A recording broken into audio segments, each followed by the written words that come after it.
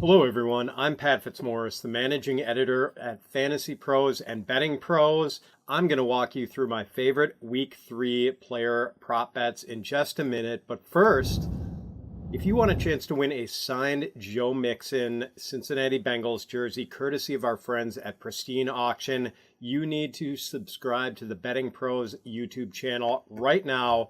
Comment below on this video, and that's it. We will be announcing a winner right here on the channel, so make sure to turn on those notifications so you can be alerted when new episodes are up and to claim your prize. All right, as always, let's start with a quick recap of the previous week.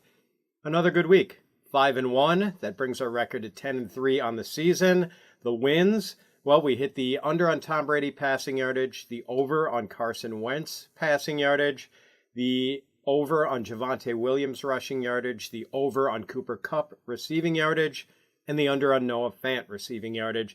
The only miss, Raheem Mostert. We had him under on the rushing prop, and he had a much bigger role in the running game than we thought. He went over that. So 5-1, not bad. All right, let's get to week 3. All odds are courtesy of DraftKings as of early Thursday afternoon, and we are going to start with Josh Allen. Over 278.5 passing yards. Look, after Miami's spectacular comeback win in Baltimore last Sunday, Bills-Dolphins has become arguably the sexiest game on the slate for week 3. And the over-under on this one stood at 52.5 points as of Thursday afternoon. So people are expecting a shootout. And look, Josh Allen has, in week 1, he lit up the Rams for 297 passing yards. In week 2, 317 passing yards against the Tennessee Titans. And in both of those games, the Bills jumped out to a lead and were basically able to take their foot off the gas pedal late in those games. So those passing numbers could have been even higher. Josh Allen cleared the 300-yard mark in week 2 without Gabriel Davis, who is likely to come back this week. He has been practicing in a limited capacity so far, so that's looking good. And the Dolphins' pass defense currently ranks 31st in Football Outsiders' DVOA metric. It's allowed 265 passing yards a game through 2 weeks, despite facing 2 run-heavy opponents, the New England Patriots and the Baltimore Ravens. So I really like Josh Allen, over 278.5 passing yards. Let's get to a couple of rushing unders that I like. And the first is Michael Carter of the Jets, under 39.5 rushing yards. All right, through 2 games, Michael Carter has played 60% of the Jets' offensive snaps, while highly regarded rookie Breece Hall has played just 27%. I think that's largely attributable to game script so far. The Jets have been playing from behind for most of their first 2 weeks. They were blown out in week 1. By the Ravens, and in week 2 against the Browns, they trailed for much of that game until mounting a furious comeback and pulling it out in the last minute. I think if we get something closer to a neutral game script, we might see less Michael Carter, more Breece Hall. And as it is, even with the heavy dose of Michael Carter, he's only averaged 8.5 carries a game so far, and now he's going to be facing a Bengals run defense that's giving up just 63 rushing yards to opposing running backs per game and 3.4 yards per carry to opposing running backs. So Michael Carter under 39.5 rushing yards. I also think Chase Edmonds is going to finish under 33.5 rushing yards. Edmonds has failed to hit this number in each of his first 2 games, and we saw his role reduced in week 2. I mentioned how we lost that that bet on the under for Raheem Mostert rushing yardage in week 2. Well, that's because Raheem Mostert had a much bigger role.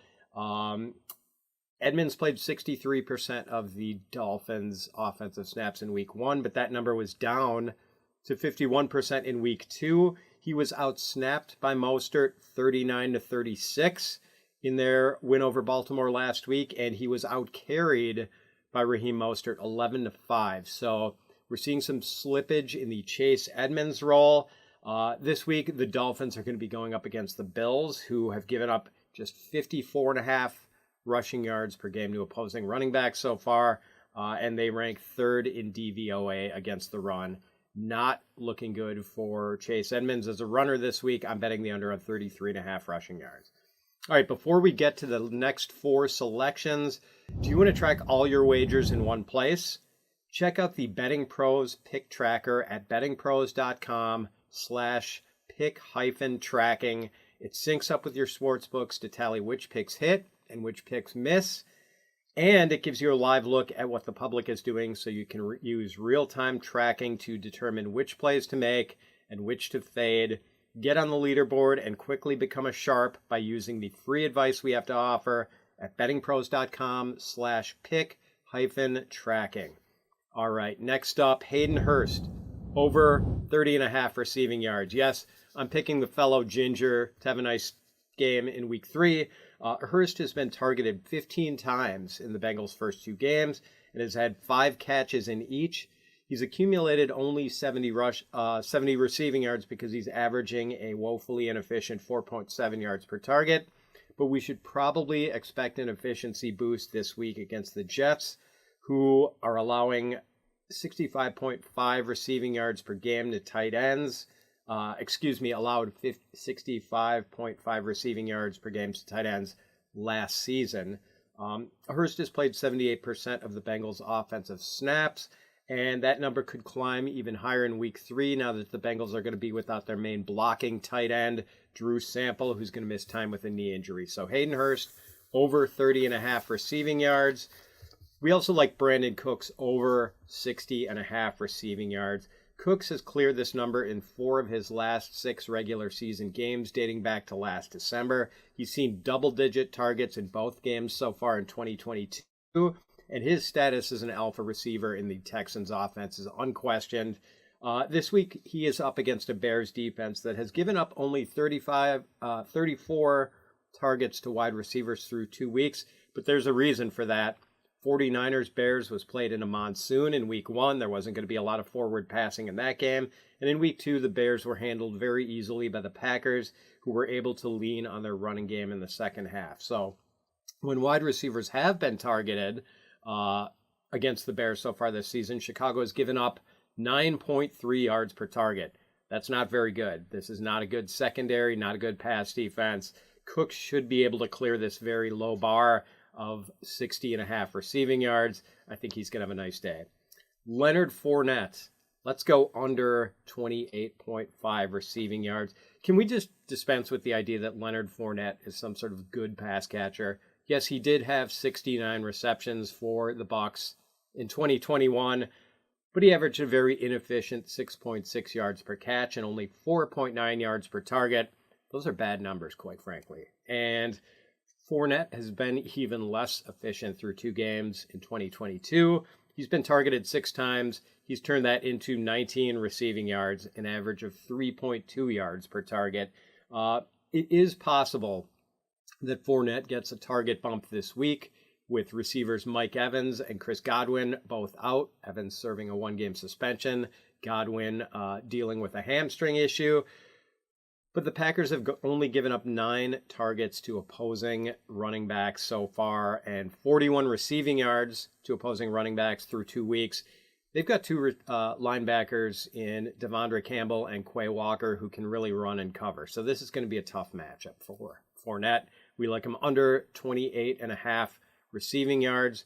And finally, we are going to close with Cooper Kupp over 98.5 receiving yards. Yes, we are going to keep hammering Cooper Kupp overs when they've been so good to us this year already and also last year. Do I even need to give you reasons for this? All right, I'll give you reasons. Since the beginning of the 2021 season, Kupp has beaten this yardage total, 98.5 yards, in 15 of 23 games. Yes, he's 15-8 against this number. He has beaten it in both of his games this season, going for 128 yards in week 1 and 108 yards in week 2. Kupp is averaging 14.5 targets and 12 receptions a game so far this season, with double-digit catches in both games. Now he is facing an Arizona Cardinals pass defense that ranks 28th in DVOA. The Cardinals have given up 6 receptions to Chiefs slot receiver Juju Smith-Schuster in week 1 and 7 to Raiders slot man Hunter Renfrow in week 2.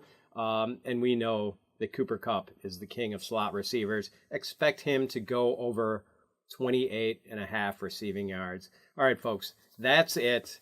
Be sure to subscribe to this YouTube channel for your chance to win that Joe Mixon Cincinnati Bengals jersey, courtesy of our friends at Pristine Auction. Good luck with all your action in week 3, and we'll talk to you again next week.